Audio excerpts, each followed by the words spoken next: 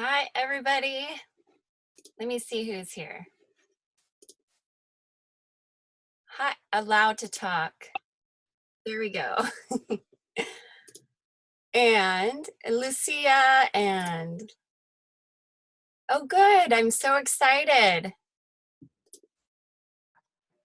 I'm just gonna make everybody talk. I don't know if you can show your faces. I'm just gonna promote some of you. So we have Ginny and so if you guys are patient while we're just setting up and allowing these people in, so we can ask questions and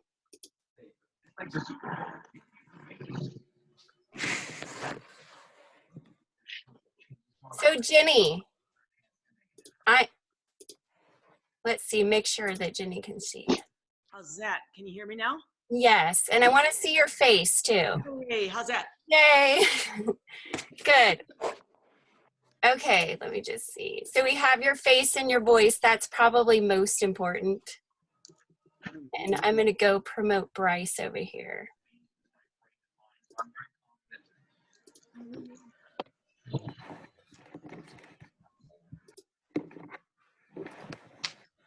Okay. Okay, so Bryce, I'm putting you on as a panelist. We got to get your video.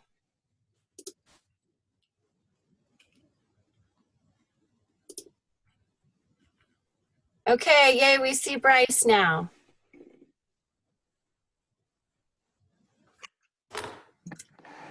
Okay, Bryce, can we hear you? Yeah, can you hear me? I can Yeah. hear you. Yep. Okay, good. So we've got Bryce and we've got Ginny in here. And let's just, and everybody make sure that you can see, raise your hand. We have a feature where you can raise your hand if you have a question. And you can also, let me just.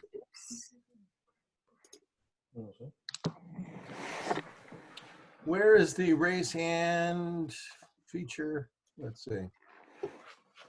They can also use chat.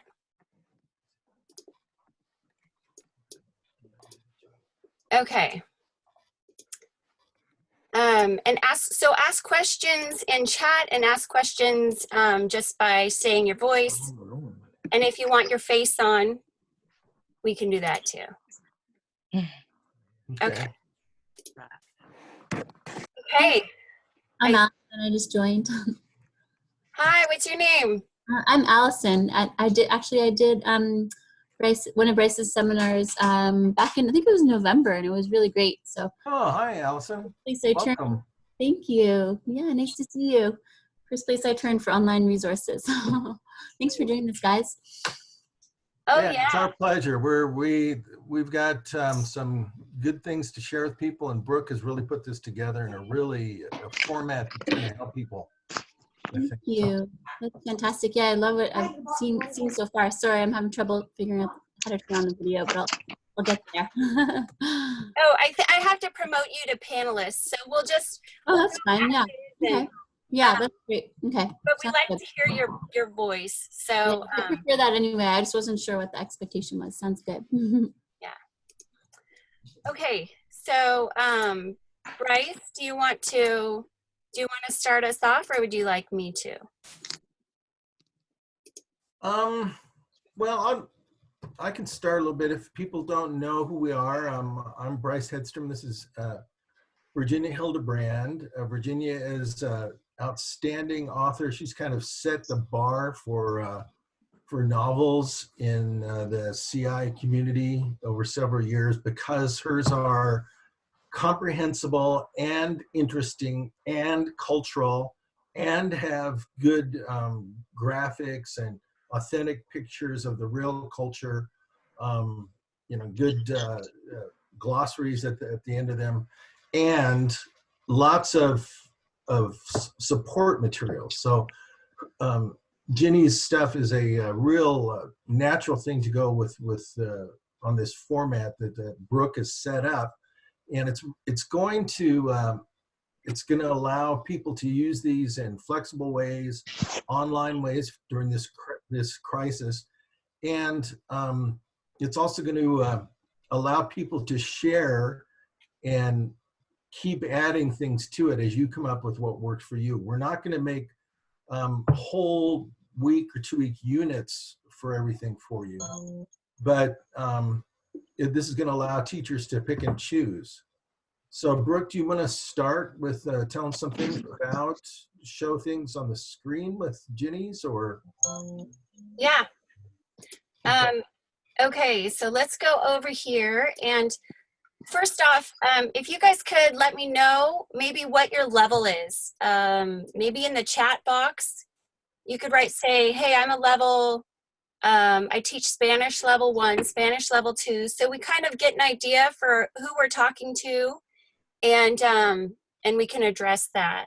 So let me just see what the chat is saying here. Good idea. Okay, we have, I think everybody should be able to see it, Bryce and Ginny. So we know, so we have level 1, 8th Yeah, I grade. can see. Okay. Okay, good. Level 1, level 3, and B 1 and 2. Okay. Right. 3 and 4. All right. 3. All right. Okay. So let's talk about, let's start with Ginny's novel, and then we'll go into mine. I'm working with Bryce's stories to show you guys what I've been doing with my students. And what I'm doing with them, and they're beginners, they're novices, but it's how to use a story from the beginning all the way to the end. And it looks like we've got, you know, level 3 in AP. So Ginny's is a good place to start. So Ginny, do you want to walk us through your novel and how to teach it? Sure. First of all, this is not that easy to do, because even if we were all teaching in the classroom tomorrow, you know, it's kind of like riding a bike. It's kind of hard to tell other people how to do it, especially online, but that's what we're here to do. And now I also, you know, we're all over the map with the things that we all teach, from I think I saw, you know, 7th grade, like 1B, all the way to, you know, the AP stuff, and then heritage speakers. Yeah. So this is not going to be a one size fits all, but I think there's some important things that'll take us through all the different things. All right, with this particular book, I just since we're going to click through quickly, I wanted you to notice, you know, the first thing is the preface on here. Just because it's first, this is not really where you necessarily want to start. If I was going to do something with this preface, I might take, if I, you know, again, it depends what level. You could just throw this at your level 3s, and it would, you know, the process would be very, very different. But if you're going to start with your level, you know, 2s, you know, between Christmas and Easter, level 2, I might do it like this. I might just give them something like this. Where is Guatemala? Put some online questions to answer. Maybe just have them take a quick look at this paragraph, have them pull out the cognates. Hopefully by now they know what they are. You know, what in this paragraph, this is a little bit higher level. This is not indicative of the actual text of the story. It's just in the preface. There's a link to Living on One. Most of you probably seen it. That is not where to start either, but it's just here for later when you do figure out where it wants to start. So I might want to jump straight into chapter 1 and just realize what I have coming and what I have available. So I just want to kind of show you on the left what these things do. First of all, that you can see that the tab Read is highlighted in yellow. That means that that's where you are. Also, when you underneath it, it says audio, but right on the Read page, you have the audio option for the audio right at the top, so that you can play it and see the text. The only reason it says audio. What a wonderful feature. Yeah. That is such a great feature when they're away from you in their classroom, that they can still hear a voice using it. Could you just do a little bit of that, Jenny? Show us. Yes, what that sounds like. I will. And one thing my student said is I would play it, just the audio for my online student. This is the part right here. And I would say, okay, we're both going to listen to this chapter together. And I took out my marker from my, let's see, I'll show you what we were doing. And I would start drawing the story. And I would ask her to draw the story to see if she could comprehend. And she was lost a lot of times. So what the good thing about it is that when you have the words in front of you, they can figure it out. So let me just get my mouse back on instead of so this is what it sounds like. Capítulo 1. Xochitl tiene un secreto. En una casa tan pequeña, es difícil tener un secreto. So you can go on and listen to it, but having the words and the voice really changed my students' ability to comprehend. So if we're talking about, how would you kick something like this off? I personally, especially like, if I'm talking about a level 2 in March, depending on my kids, I wouldn't throw this whole thing at them. I would maybe be looking at the first 2 paragraphs only. So I want to figure out kind of I want to get our brains all going in the right spot. I might look down here on the left-hand side, and I might jump down to a pensar in English. Now, this is all personal preference. Everybody has to do whatever it is that you feel is the right thing to do for you. I'm not telling anybody what to do. Why in the world would I do this in English? Sometimes I feel like it pays off in the long run to build community, to let them go ahead and talk to each other, fill it. I mean, it doesn't get much easier than this, especially if they're already in high school, even in the 7th grade. What's your house like? Do you live in a house or an apartment? And then with that discussion, then I just sort of flip it over into Spanish. Pretty soon we're talking about, interesting stories about where people live, going around the class just like. And Go Jenny, ahead. So this is what she does in the classroom. So how do you convert this into something that's online? So we have these personalized question forms right here, and students can click on here, and they're getting all of these questions on their own, and they're clicking them. So they're going to answer yes, no, I clean the bathroom, who cooks in my family, all these people cook, I make something that's easy, yeah, I wash the plates. Everything that you would typically say in a classroom, they get to read online. So how do you build that community? Well, one way, especially if you're going to meet as a class, you look at see previous responses. And everyone in the class has had an opportunity to answer. So you could go through and you stop at what the most interesting answers are. Now, the cool thing about this is everyone around the United States or the world, which we just launched last week, or with this free material, you get to see their responses. So these responses will grow, and this is where your conversation can be. This is where you can feel a sense of community, even if you're at home studying. They're getting these repetitions of these questions. So Ginny, do you mind if I show them how to share resources like this? Because part of what we're trying to do is to take these wonderful things in the classroom and be able to translate them into online learning. Sure. Okay. I'm not sure, because this has already you already made this resource. So what do you exactly mean? I'm saying that, let's say you create something like this, you would just put the link in here to that file. Perfect. And then everybody else could have it. So shared resources form, you fill out what it's for, paste that file link, and then everybody else has access. So right here is where you would see it.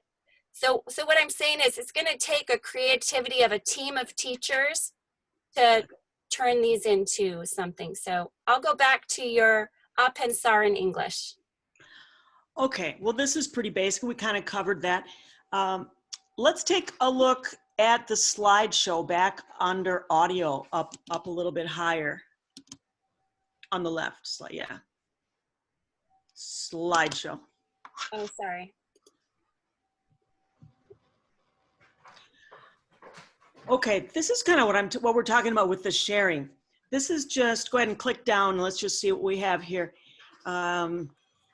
This is just a start.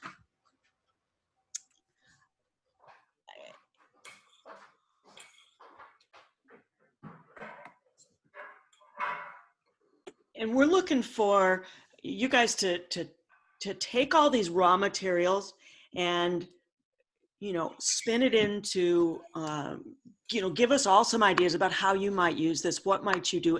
Because everybody's got a little bit different bend on it. So I just want you to know that that kind of thing is in here. If you like to use images, I know we were talking about images earlier. Those are all for the whole book.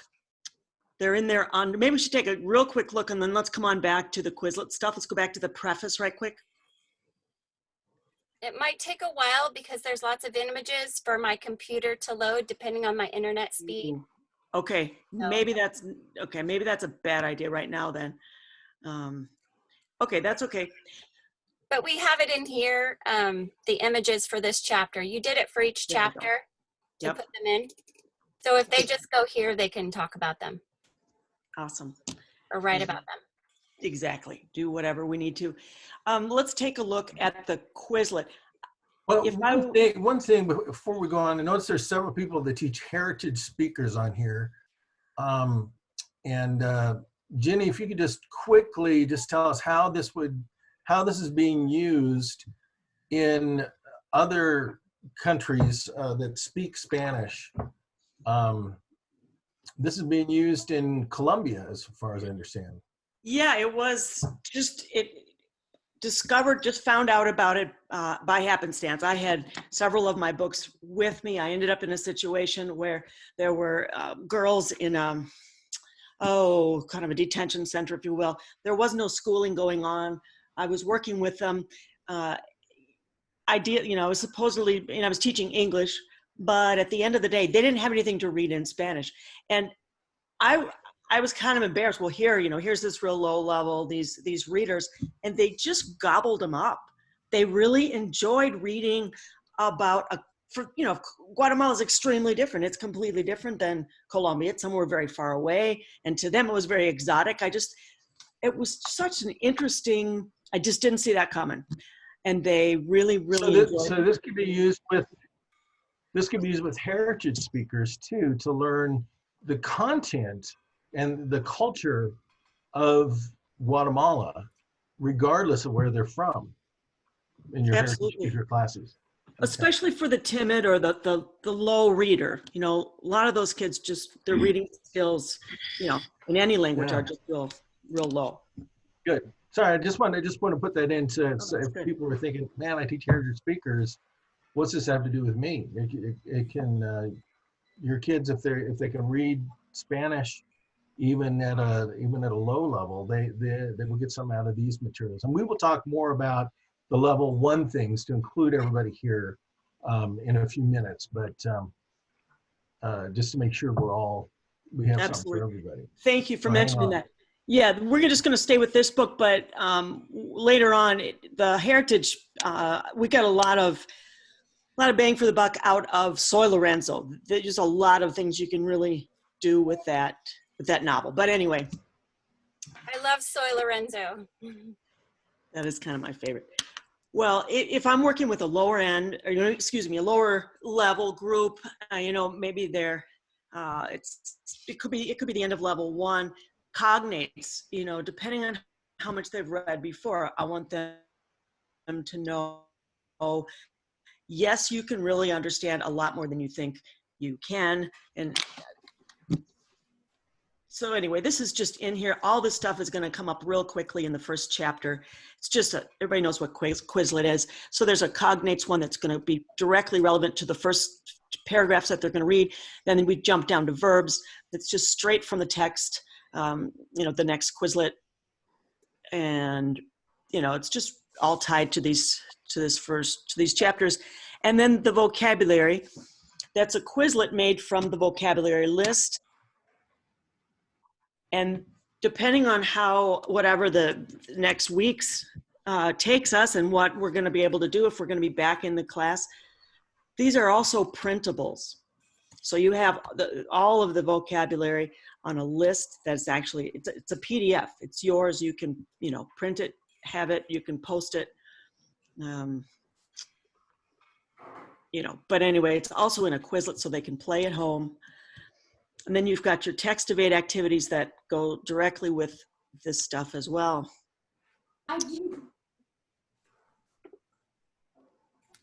Again, that's printable, but, all right.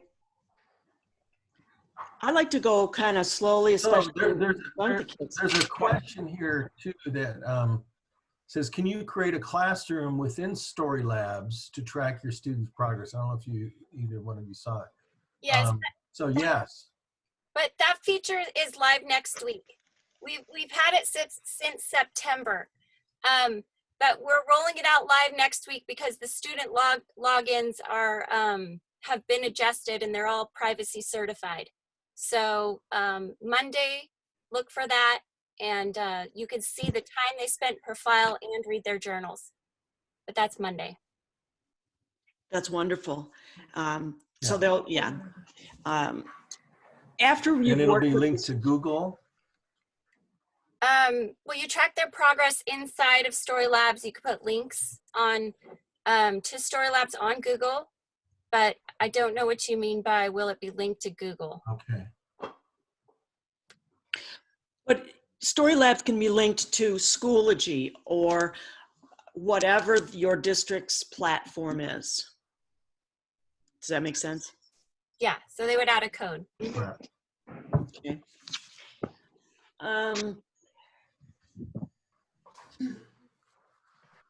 Once we've worked with the story quite a bit, we've got the story frames and storytelling, and the difference is that the story frames I like to use early, as I'm going through slowly, whatever, I choose 3 or 4 paragraphs at a time.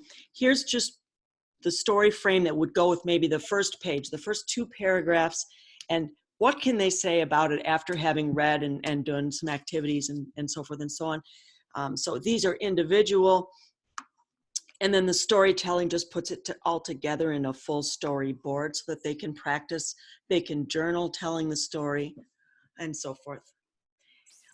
So this is so this goes along with the pictures. It's been simplified, the whole chapter. So if you click on Quizlet story, you'll see. Let's just go to let's see, flashcards. Down here is where you adjust it. But you can see that with this picture. Xochitl es una chica indígena. Vive en un pueblo pequeño en Guatemala. Okay, I'm going to turn this lady off so she doesn't do that again.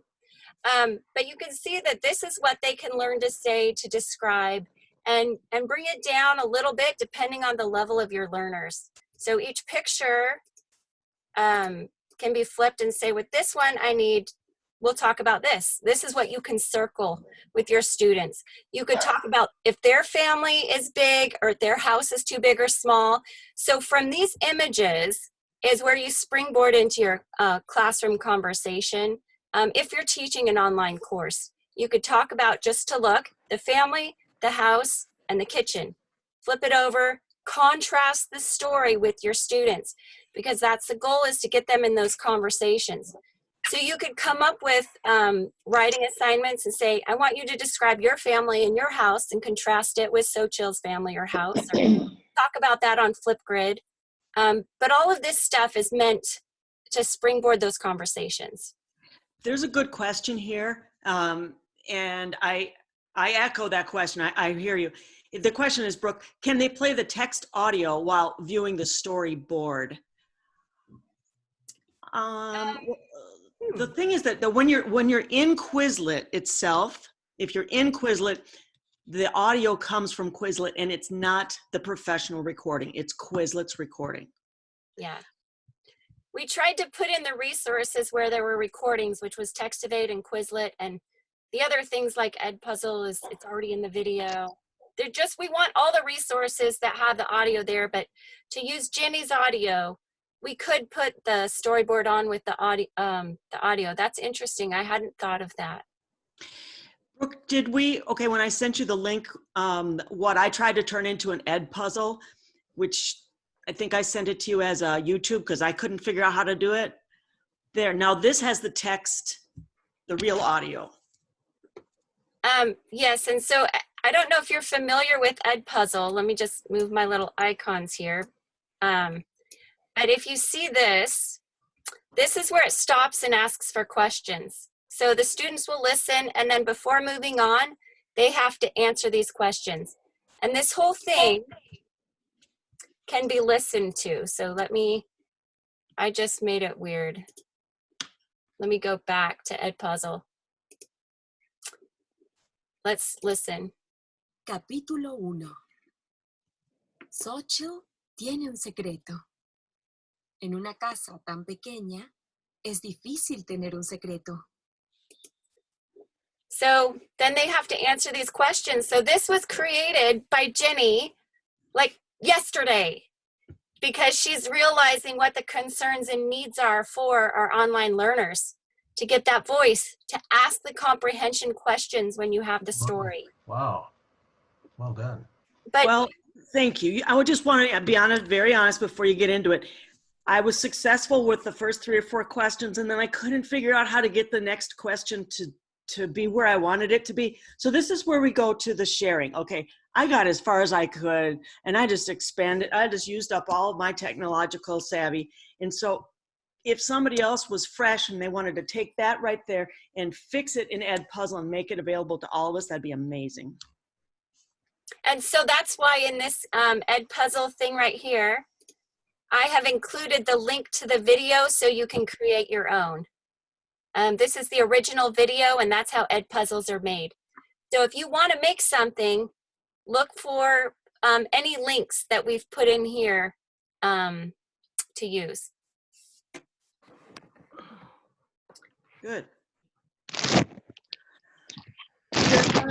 You know, now if you need accountability pieces, and again, I don't know what all districts are doing. I don't know what everyone is going to ultimately be required, you know, to show progress, to show proficiency, to show growth. This is something that's, you know, pretty old school, but it goes directly with the text, and it could be just homework, you know, something that the kids can do at home. And what I had my student do is she preferred to do it. So she would print all of these. All of these are called printables. She would print it online. And then when we had class, she'd show me like this. So some students really like to do that, to use the pencil and paper. And I know Bryce has research on when they're reading printed material, how good it is for them. Yes, exactly. Yeah, it is better. They understand twice as much and they remember twice as much if it's on paper versus digitally. You know, but digitally is better, is 100 million times better than nothing. So you know, we're learn how to do digital stuff, but paper is always my default position, just because it's so much more effective and long-term memory for students. Something to do with the tactile thing. So if you can print them out, or if you can ask your students to print these out, they will remember more, according to the latest research about this stuff anyway. And the other thing though with the online is like the Quizlet, is it's exactly at their own level and their own pace. I would sit in a lab and have them all do it, and I would go behind each one of my students to see what they were doing, what they were interested in, and how it affected them. And then I'd go and I'd quiz them after I was watching them use online materials. So there's benefit to both ways for sure. Mm-hmm. I see a question here, Brooke. Do these allow you, oh, maybe I didn't, wait. Do these allow students to type them right on there and submit them? You would take this, so we've made the PDFs, everything that's in the printables is available to you. You would take it if you wanted to do it like that, and you would go put it into a Google form and attach it to your district's, you know, program. The way it is, it's a straight up PDF. And I like this next question because I wanted to mention that it ties in exactly, and I feel really strongly about that, what Bryce said about the paper and in print, you know, printed text. And I think that we need to keep that in mind. Right now, we don't have some options. We have some options that are just not available. So we have to have them reading online. I get it. But I think that underscores the importance, obviously, depending if this is for your AP kids, or this doesn't apply. But, you know, if you've got a late level 1 or level 2s right now, take this slow and get everything you can out of a couple paragraphs at a time. I just think that's just highly valuable, especially because they're going to be presented with the text in an online screen version. Does that make sense? Yep. Yeah, that's good. With the last question I see right here, how long do you normally spend on a text and its materials? You know, this is all new. It's uncharted territory. I don't know what to say that's going to happen when we have these kids that just are not in front of us right now, and we can't just live coach them through things like we can feel it out in the classroom. That's a tricky question. But if I'm in the classroom, I'm going to only do a couple of paragraphs a day for the first maybe 2 weeks. And after that, it begins to go much, much, much, much faster because all the vocabulary is going to begin to repeat and everybody's on the same page and we can just really begin to move forward. But at first I spend a long time expanding and, getting to make sure everybody's fully involved and engaged, because if you lose them in those first few paragraphs, that's where the repetition, we're going to build on that foundation from those first couple pages of the book.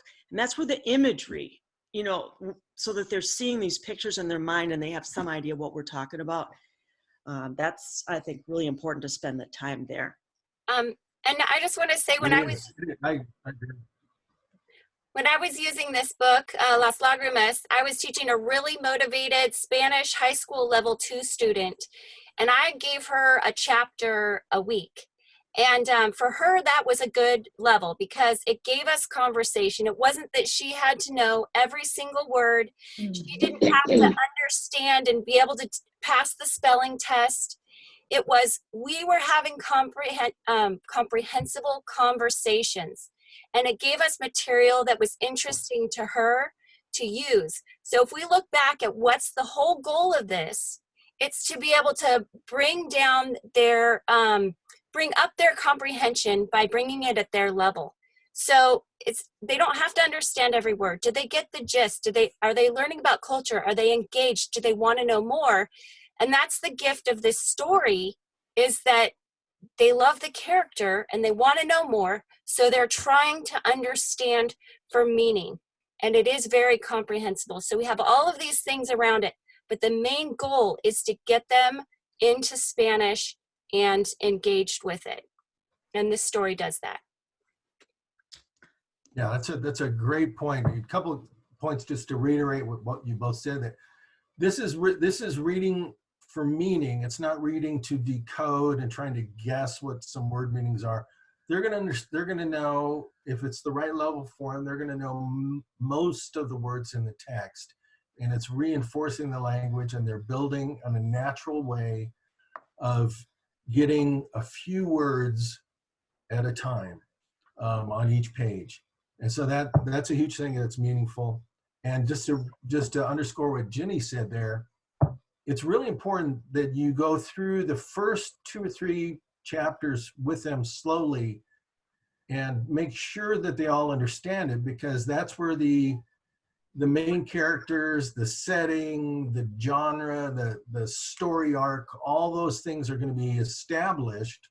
A good author is going to have all of those things going at the very first part of the story, and you will be able to the reader will be able to predict what's happening in the story as you go through. So, and then later, once they get that base vocabulary and base idea what the story's about, you can turn them loose a little bit more. So you don't have to spend as much time on the end as you do at the beginning. Yeah, Brooke, maybe if you want to click on the See, Think, Wonder one more time, or even the story frames, let's just start there. This is, I don't ever like to offer something up and then not give a concrete idea about what you would do. Like that middle picture, that could be an entire day's conversation. Well, I don't know. What do you can ask the kids, in Spanish, what is she doing? Why is she doing that? What do you think she's got in there? Why would she, to talk about, well, let's see, does anybody, now that we've read the first chapter, is there a bathroom in that house? A lot of kids don't recognize that that really wasn't mentioned. And we kind of go on and on about how many rooms and what's a house like and so on and so forth. And then a little bit later, toward the end of chapter 1, someone will say, wait a minute, you know, they don't have running water. I mean, it's kind of interesting to see those lights turn on. Mm-hmm. Okay. Anything else in this book that you'd like to go over? I'm excited to see some of the ed puzzle stuff come together.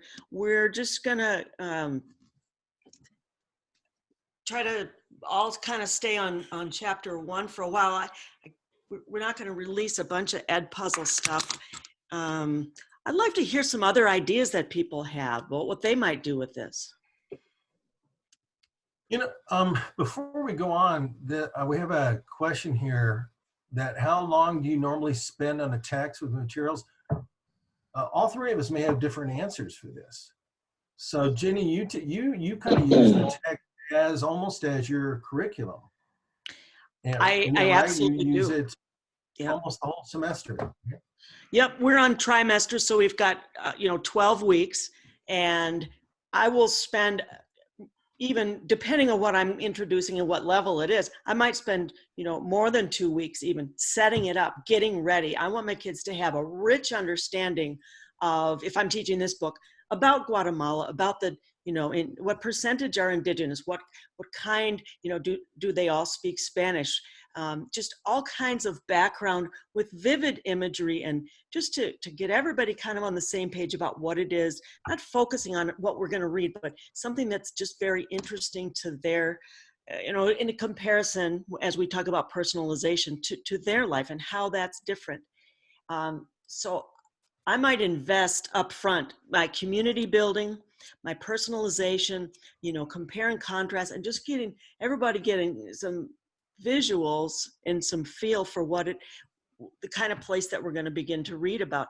So to answer the question, I'll spend 9 weeks reading this book, if that's level appropriate. And then, so I'll do 3 novels in an entire year. But I'm not powering through the book.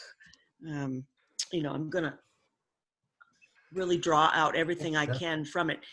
I've done one thing that's really fun a little bit later. I don't remember what chapter it is, and you could do it anytime. We're talking about the rice and beans, and something happens, and I bring in beans and, have them sort them, get the rocks out of them. I might throw a few extra rocks in there just for the heck of it, but sort them out. We do Mayan math. I have a whole unit on how the shells and the sticks and how to lay it out on your desk. That's really fun. And then those quiet kids that are going to be the engineering students that you haven't heard from them all year, they just jump in and they lead the whole program, because it's hard for my brain to understand it. And they just take off, and they, I find some YouTube that explains it, and we just go, and that's fun. And it's real tactile. We talk about corn and all the different kinds, and anyway, all kinds of things. But right. Yeah, good. Brooke, how long would you spend on something like this? Well, I teach beginners, and so when I do it online, because I teach online, I give them a chapter, and I make sure they know to just read for the gist. So I do it very differently. I'm like, I want you to listen to it, and so notice the words you do understand. Just listen to the flow of the language. Can you pick out 5 words? That's awesome, And so because I teach differently than Jenny, I'll say your goal every week is to listen to this story once a day, do a set on Quizlet that speaks to you, that challenges you. I make sure they know how to use it, and do a text-to-8 game and answer some questions in your journal. So basically, I try to get them to interact with the material every day, so when they come to class, that's when we have all of this conversation. So then I'll just focus on whatever is they're most interested in for our online class. Hey, what did you guys like? And then we'll just jump into it, we have more vocabulary because we spent the time with the reading. That's how I use it. Yeah, but for me, when I like to use a book for about 3 weeks, and I usually would use it at the end of a semester because that's the goal we've been working towards, backward designing elements of culture and vocabulary and verbs and everything, and heading to that point. So I would go through it a lot faster. But this is flexible enough of a format that you can match anybody's style, I think. Yeah. So there's one question I just popped up here too that Brooke, you can answer, because I think it's a good one. It says, are the stories here rated somehow by levels? So it'd be easier for me to choose which story to use in level 1 versus 2. I think when we go to some different stories here in a few minutes, Brooke, you could walk us through your system, how you have these rated. Yeah, I wanted to even wait show till the we were, rating for this book here. thank you. I wanted to wait until we were, Jenny was done before I answered those questions, but they are up on my screen. As soon as I get the. Oh, they are. Okay, I didn't know Yeah. if we could all see those or not. Okay. Yeah, thank you. Yeah, well, I'm about done unless there's anything else. But I will just throw in, we were each kind of. Actually, that was good because Bryce, it is true. Bryce and Brooke and I, we really do it very differently, and sometimes maybe I've got some control issues. I don't know, but sometimes, for example, this is very minor, but just another thing that you can do, and it might. I can't imagine. I don't know. Some people might not like it, but I want them to, in this one paragraph of text. Okay, I know that they understood X, Y, and Z, but I want them to write down, copy from the text, for example, on a sheet of paper in a Google form, only the words that mean a room for sleeping. I want them to demonstrate to me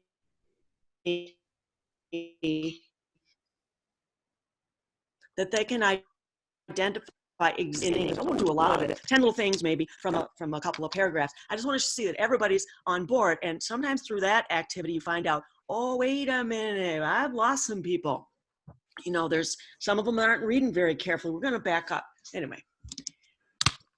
Yeah, that's one of my favorite games. I'll put the text on the screen and I'll say, como se dice, and I'll say it in English or Spanish, and they have to scan the text to find it.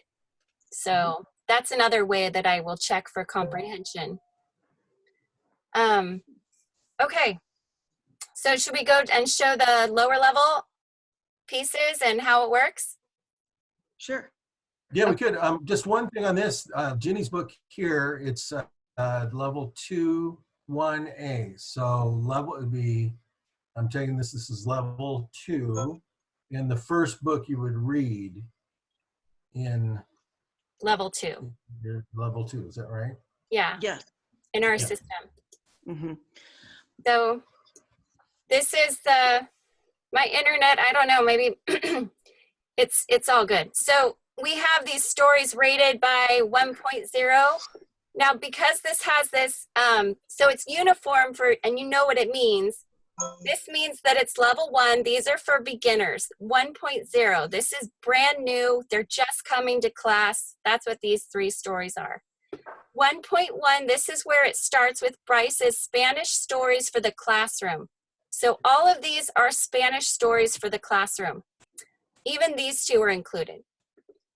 You'll see that this is just how he has it in his table of contents. This is the first one he starts with. The second one, they all build on each other. And so you can tell your students start with 1.0A, go on up. And these have been, the reason they don't have the same jacket cover is because these have been fully developed into their embedded readings, which means that it starts with a really simple story right here. So this is the beginning. They have the Quizlet vocabulary. They have the gap fill with the very simple story. and then they work up. I love that one too. This one, by the way, is cultural in a way, cultural in a boomerang kind of way. It's called La Mujer y el Perro Pequeño, the woman and the little dog. This story is told by kind of ignorant, to stereotype people, Americans that don't get Mexican culture or stereotyping Mexican culture, but it's based on a Turkish story, a story from Turkey that's over 100 years old. And this was told years ago, that someone from Paris goes to Turkey and the exact same story comes up. It's the Mexican pet, and that Brooke is putting up there. And I just love it because to bring out issues of stereotyping out into the open. Everyone has heard stories like this, and so you can tackle them head on. And this is in an embedded reading kind of thing. It's good to take stories like this that have stuck around for years and years and years. There's something interesting about them. And all of the superfluous details have been stripped out of them. And so when you do it with an embedded reading, you can keep the drama going with it.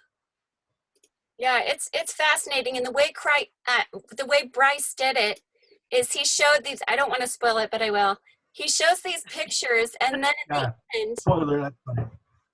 And then you finally see the pictures all together, and it's really fun. It does keep you moving, even though it's the same story. So that's why these books are way more. You can even do this with a beginner, because look how simple this day one lesson is. I think there are, how many words, Bryce?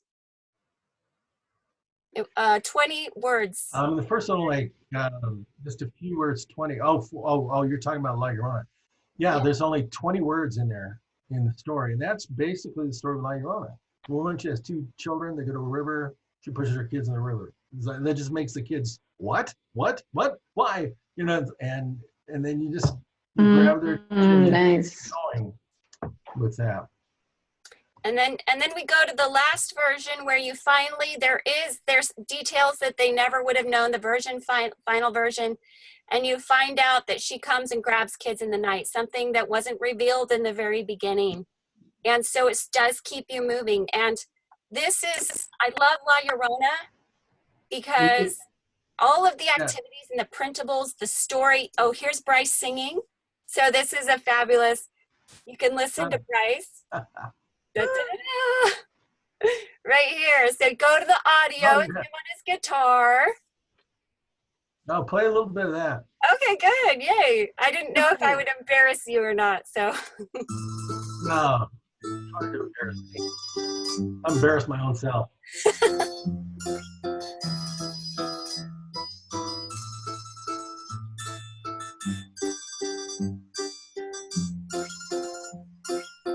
Kind of a long intro there. So we jumped from the story of the Mexican pet to La Llorona. It's a different bit of that audio is not coming out clearly there. I love it. Have a little glitch, but yeah, it's an authentic song. It's not one I made up. This is one that they sing in Oaxaca about La Llorona. Mm-hmm. So. Yeah, and there's all this information about legends too. Why you should teach about legends. So you can make up things with this for your students. Why are legends good? And there's even the videos are linked in, so they can watch the Joe Hayes tell his story. Mm-hmm. And here we have him telling it in Spanish and English. And then we have the higher level thinking questions. We have a Google form that you can copy and you could put on your Schoology. You could put on whatever, as much as we can, we put these links right here so you can copy them and make them your own and see the results. But all of these questions are here and transformed for online learning. Brooke, Teresa had a question. Yeah. On here about 3 minutes ago, I think, maybe. Anyway, she said that you mentioned this is compatible, excuse me, with Schoology. So would I have to find a Storylabs app within Schoology in order to connect it? The answer is no. Maybe you just want to mention that. Well, all I know is that you could tell your students go to storylabs.app and sign in. Do you want me to demo how your students would sign in? Would that be helpful? So you would just, let's say you go to this, this chapter, I don't even know what's in here. So here's my classroom, and you're gonna say, this is what you would post on Schoology. Oh, I've already used that. It has to be unique. So you post this on Schoology. You say, okay, students, go here, and then type in your password. And that's how it works. And so, but you would have to log into the app to see their time. You have to log into Storylabs to see their time in their journals. And that's going to be live next week. So I don't know if that answers your question.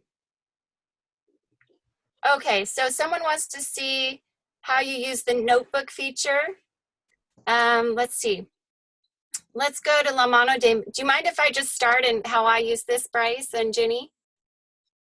Sure. Oh, yeah, go ahead, and I'll jump in with it. While you're setting it up, this is a story that I've done for about, I wrote it years ago, but it's still popular with teachers. I get comments from teachers all around that they love this for a lower level class, to get them using language right away. It's written with high frequency verbs and classroom objects, and it's all tight controlled vocabulary. And it's interesting, and I think it subtly deals with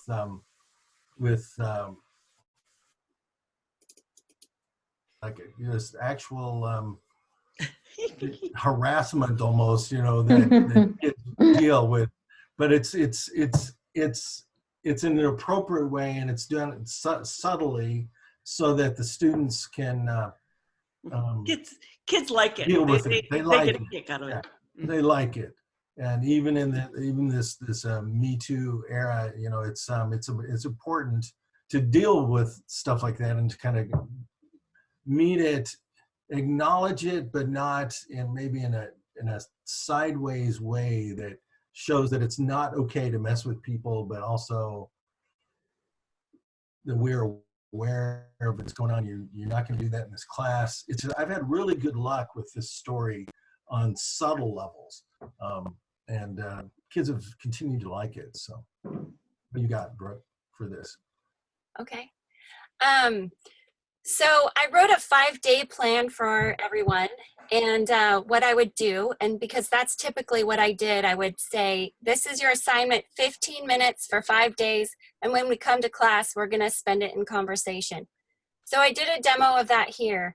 And if you click on your notebook, now this won't save until next week because the system has been redone for student logins. But you'll notice down here is the journal prompt. I'm going to copy it and paste it up here.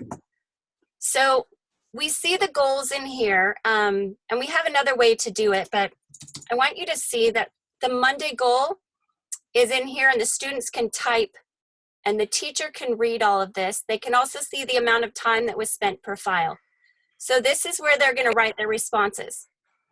But I also provided another way, so in case your system is better, it's called daily goal tracking. And you'll notice right here that this is where they can copy this link to get this Google form.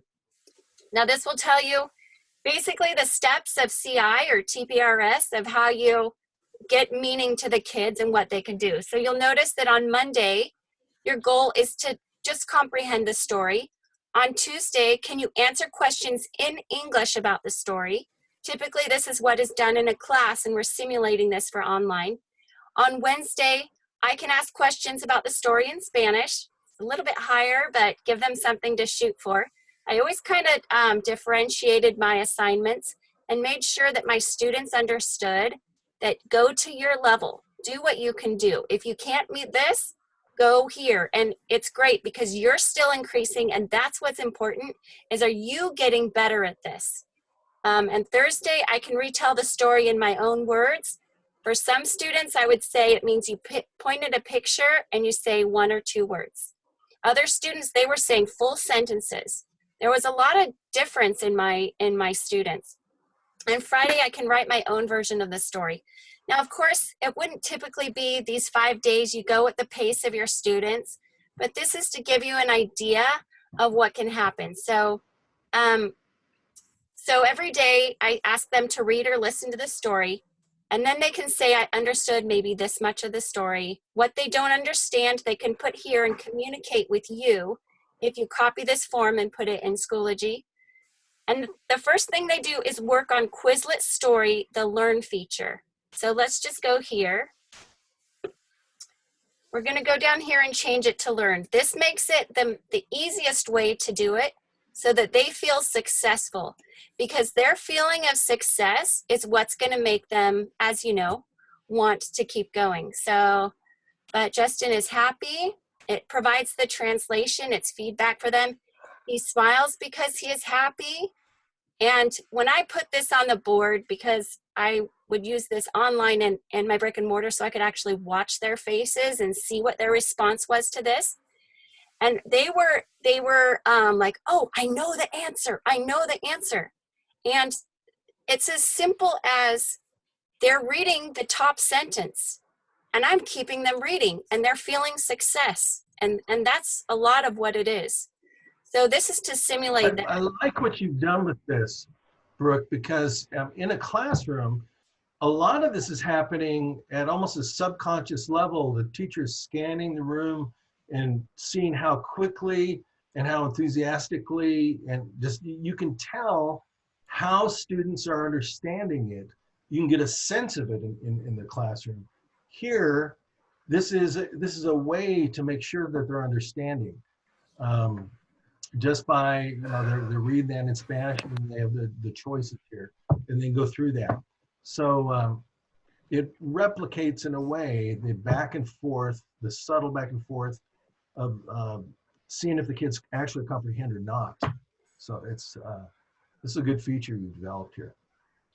Thank you. And so I've taken the activities in Quizlet, and because I've watched my students for so long, I've given you a recommendation for what to do. And it's all in I'll share it with you. It's a document to all those who are on here. But it's in every single journal entry right here. And I didn't want to take it up, but so this is what we do. We do Quizlet Story Learn, and then they say, now I'm going to go to vocabulary after they've worked with the story. And this is where students, the gamification comes in. If you notice in the bottom right-hand corner, I'm clicking on match. So this is what they do on the second day. And then they're going to type in their score. And it smiles, sonríe, is, su. So they have this challenge. What was your best score? And the teacher can see it. And I would bring in stickers or tattoos or whatever and give it to the person with the best score. Or just even recognizing them, because if you are teaching students online and they're doing this all by themselves, knowing that their teacher knows what their best time was, or that, they were able to write a story by themselves, and I would read it in their journals, what they had written, and I would highlight it for the whole class. And I would ask them, because you'll see that day 5 is write your own version of the story. When I guide my students to write their own version, I could say, just change out who it's about. Maybe change their name, change out where they were, kind of a Mad Lib style, but they're still getting to create this. And then in class, I would highlight it and say, here's a story that was written by one of our students. And we get to go over it. So let me just pull up my sheet. So here we go. This is what I'll share with you. Monday, the goal is to comprehend most of the story. I understood this much. I don't understand this. These are my questions. This is all in the Google form. This is to replicate you seeing where they are. Typically, you'd be acting this out in class. But they could be here like, I don't get it. So they get to tell you in their journal or the Google form where they are, and you can help gauge them.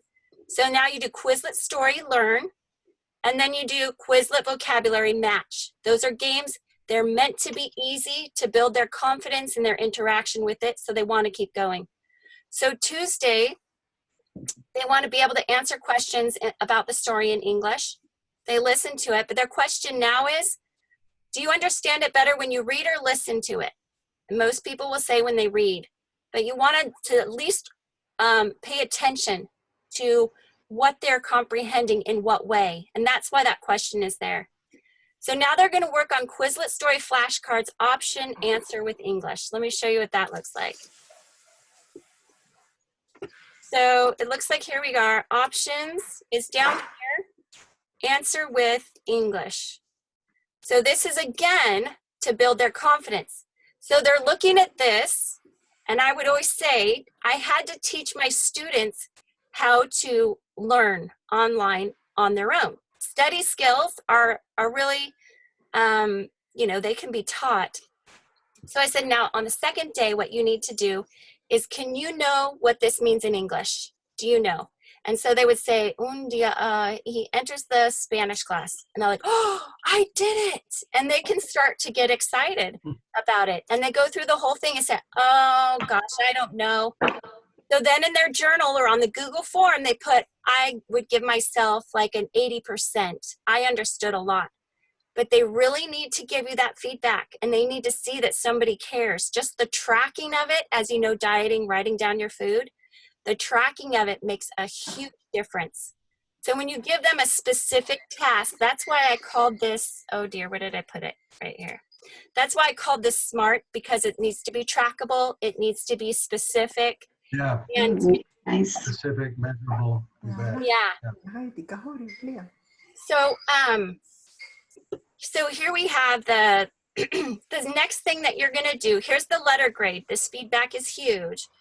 I worked on Quizlet vocabulary spell. This is easy, medium, hard. So this is the second day. So we're going to go to vocabulary, and we're going to do spell. And let's see. Está loco. So they're going to type in está loco. Oops. Está loco. Now I know it's wrong, but I want to show you. Está, E-S-T-A con acento, loco.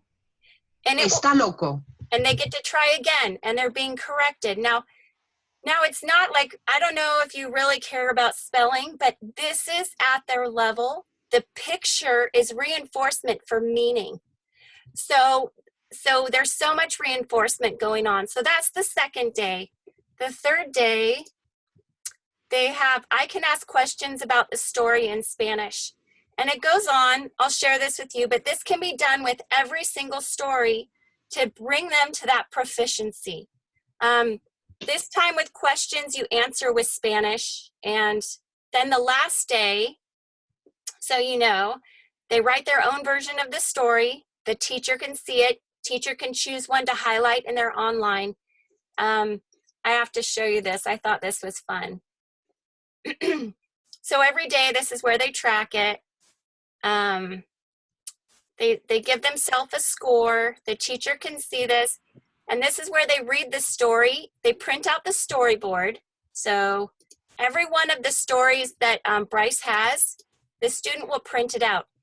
Now, they retell it. It doesn't need to be to, let me see, it could be to their pet. It could be to their grandma on the phone. I frequently had my students say, oh, your grandma's there? Print out your story and go tell it to grandma. Because you know grandma's going to praise them, and that's what's going to keep them studying. So these are the people that I read my story to. And the teacher can see it, and they can track it. So when they come to class, they've attained all of these steps in order to build proficiency.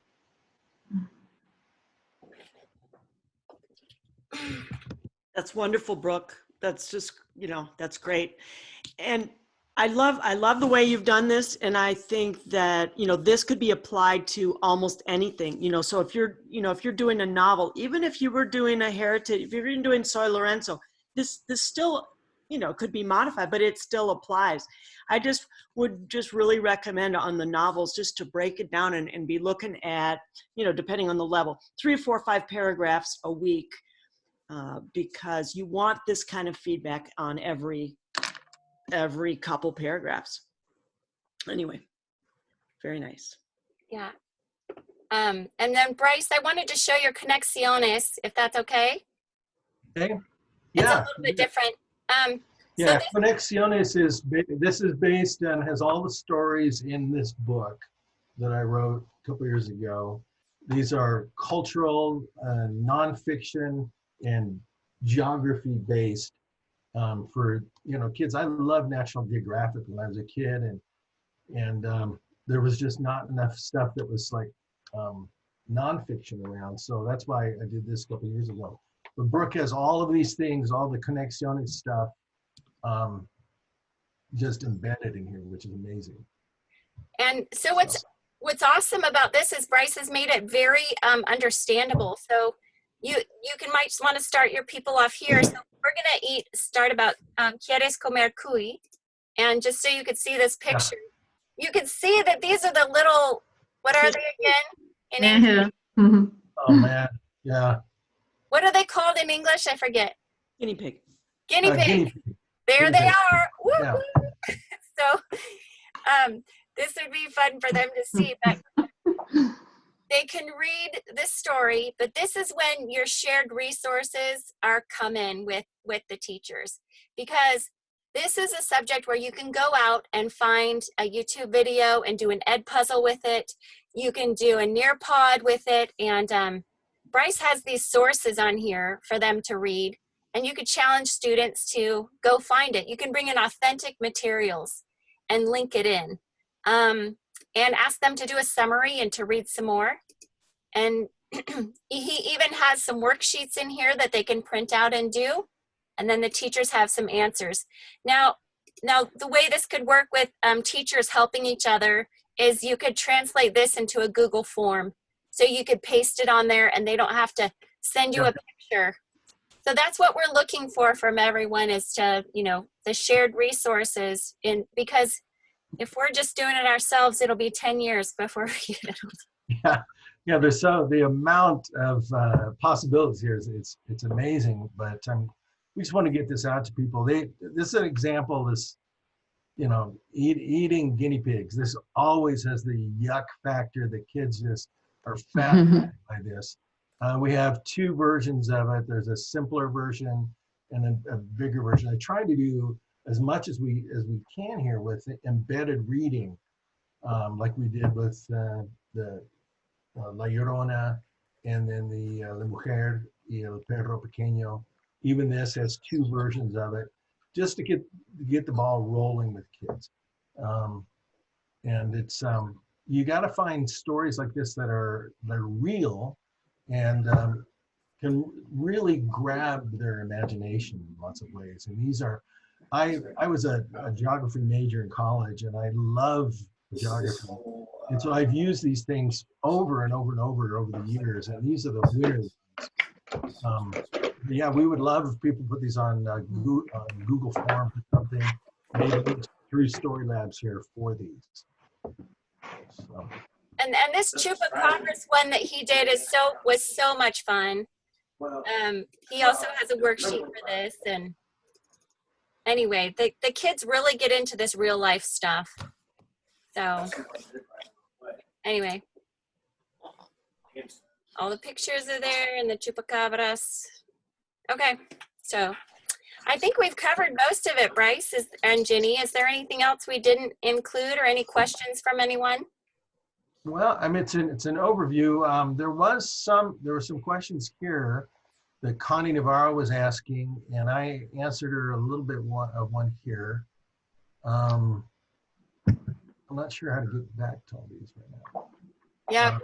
Yes, feel free to share this. Please share it. We tell everybody that online learning is possible and it can build proficiency and your students can enjoy it. I mean, that's the main message we want to get across to you, that that your students can and will keep learning, and we want to support you in that.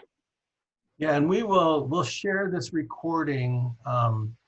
Brooke's going to be able to figure out how to do this we'll share it on Facebook likely, and then also on my website. We'll share these so they're available to people if they can find them. So thanks for asking that question, Connie. Great. And then remember, Monday they'll be able to set up, get their kids enrolled and stuff like that, right? Well, they can enroll their classes right now. They can start all their classes. It's just the matter of tracking, the tracking system where the journals will save and where you can read the journals and see how much time they spent. That feature will be up and running next week. But you can still share the link with your classes. You can get them signed up. You just can't track it. Yeah. Awesome. And how, I answered Connie, but I'm not sure if I answered her, only her.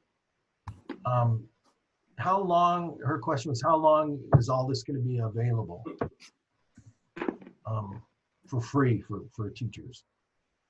Just as long as we can afford it and during this crisis, but Yeah. you have another answer for that, Brooke? I think you and Jenny are the ones to decide because it's your material. And I think we spoke about that, possibly July 1st is what we put on there. Yeah, that's what we're thinking. Nobody knows what's going to happen with this crisis right now. So we want to help teachers right now because they're scrambling. Their districts are saying, you got to keep, we're still paying you. You got to keep teaching. And we want to have effective ways for teachers to teach and good materials for them and a platform. So this has everything in one spot. You could, if you had years and a lot of money to invest in it, you could find all of these pieces here and there on the internet and buy them and put them in yourself. But Brooke has done all of this work here, putting it all together. And so we want to help teachers out as long as we can. But yeah, we're thinking July or so. So someone asked if I could walk you through setting up a class, so I'm going to do that. Okay. When you log in, as most of you I believe did, you already know to enter the book code Hedstrom. Now if you enter it again, I think someone needs to mute themselves. So if you do it again, you'll get an update. So I'm just going to update it again because occasionally we're adding more stories. And in order for that to update, just type it in again and you'll get the updated stories. It will automatically update the ones you have, but as far as adding the new books, just occasionally do that. So now we're going to add a classroom and I'm going to call it Spanish 71. Now I have to go find it. What is that? What is this piece right here?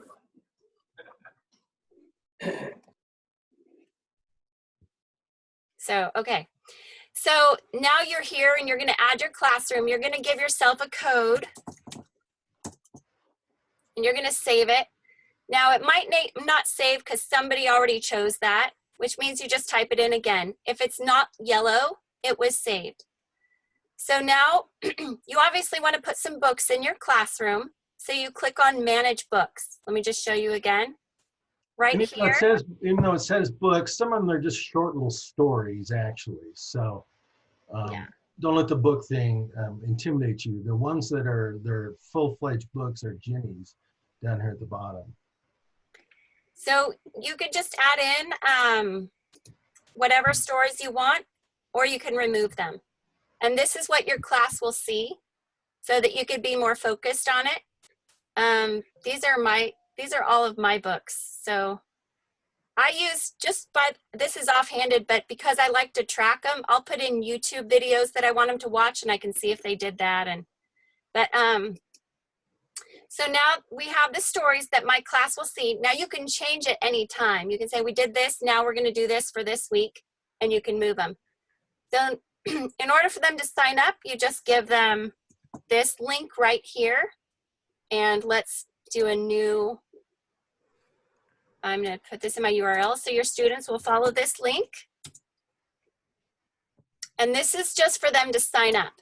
Now tell them to write their right name. So, so that you know who they are, because I'll be looking at my list and I'm like, who's Dr. blah, blah, because they name themselves all these different things. And then they sign up, because I have to give them credit. So you just say, use your name. And then when they go back, they do storylabs.app sign in, and they're going to put in the class code. The class code is the same for everyone in your class. They're not going to put in their email. They're not going to put in their name. Students put in class code. And this is a really important feature too, Brooke. You want to explain a little bit about this? You've also developed software for sensitive kind of materials for the state of California. yes. So we're getting our certification to be, it's from ikeepsafe.org, and we have a sex ed program for the state of California that is compliant, and the school districts who are using our software in this health have asked that we get this certification, which is of an expensive certification. So we've already had our reviews. We got an A+ rating, and within a month or so, we should have their little logo on our website saying that we are compliant with federal laws and keeping students safe in our whole practice. So that's in the works, and I could show you it if you need it. I already have the reviews. Super. So the students are safe on here. No, nobody can get their email or find out who they are. This is only the teacher can see this. Yes. Excellent. So then the student will create their password, which is hopefully more memorable to them, and you don't have to do it and say, oh, on my spreadsheet it's 325659 and something random. So this is to help with that. And they click OK, and the student will see their book. Now, in order for them to log in again, they'll just go to Storylabs. I think I need to log out so I can show you. Okay, Heather is gonna log out. Okay, so they'll come here to log in. Okay, I have no idea what my password is, so this is great instruction. Let's go. No, wait. I'm gonna show you how it works. I'm gonna log in. Teacher, I don't Great remember the feature, password. because you know kids are going to forget their passwords. Okay, Spanish 71. Where did it go? I just have so many. Here it is. Okay, so let me tell you, it's this. This is your password. And she's like, oh, I'll never remember that. Can I make it Jolly Elf? And you'll say, yes, you can. And there we go. So this is where the teacher manages the password. Great feature. Because how many kids are going to forget their passwords?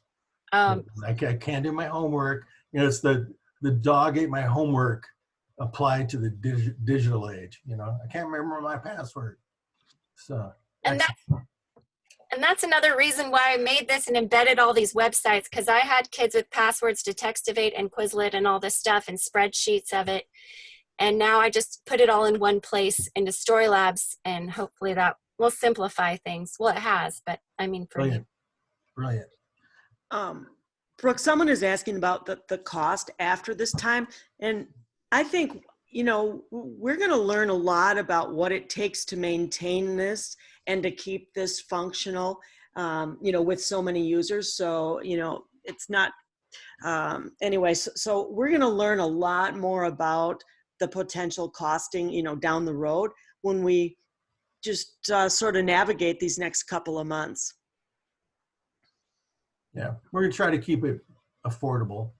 It'll be very competitive with everything else, and it has unmatched, unrivaled features that'll help you in your classroom. So. And just so you know, I've signed up with almost every other single site that is possible to check it out and see how it works. And the reason I created it this way is because the teacher materials and instructions weren't with the student materials. So I would get maybe a student login, but I'd say, what am I supposed to do as a teacher with this? So I wanted a website where if you notice that all teacher materials are in blue. So let's just go to La Llorona. These are things only a teacher will see in blue. And I wanted it so that because I had files, I buy things from Teachers Pay Teachers, I go to this site to use it. But in Storylabs, you just put in your PDF and all my students would see it. And I could track it. So it was really, I needed to do it for my organization and to keep notes on it. So I would say like, here's something I made on this site and I'll put the link in my journal. And you can't do it until next week, just FYI. But you put the link in here and every time you come back to teach it, you see those materials with your notes about how to do it better next time, because I was writing them down and then I wouldn't go back and look at it.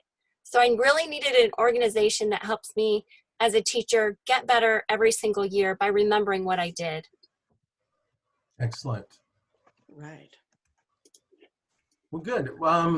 We will, maybe we'll do another video next week about this as we learn more, and also to introduce the new features that are going to be coming online.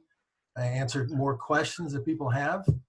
And this will be on my website as soon as we can get it up there on brycehedstrom.com. It'll be on Storylabs. One this good video, story. and also Facebook, right? And your Facebook page too, right, for Storylabs? Yeah, it's being broadcast live right now on the storylabs.online Facebook page, and Bryce can link to it. Okay. Will do. Okay, well, thank you, everyone. All right, thank you. Thank you. Thank you, Brooke. All right, thanks a lot. Thank you, everybody. Right. Hang in there, everybody. Okay. Bye. Bye.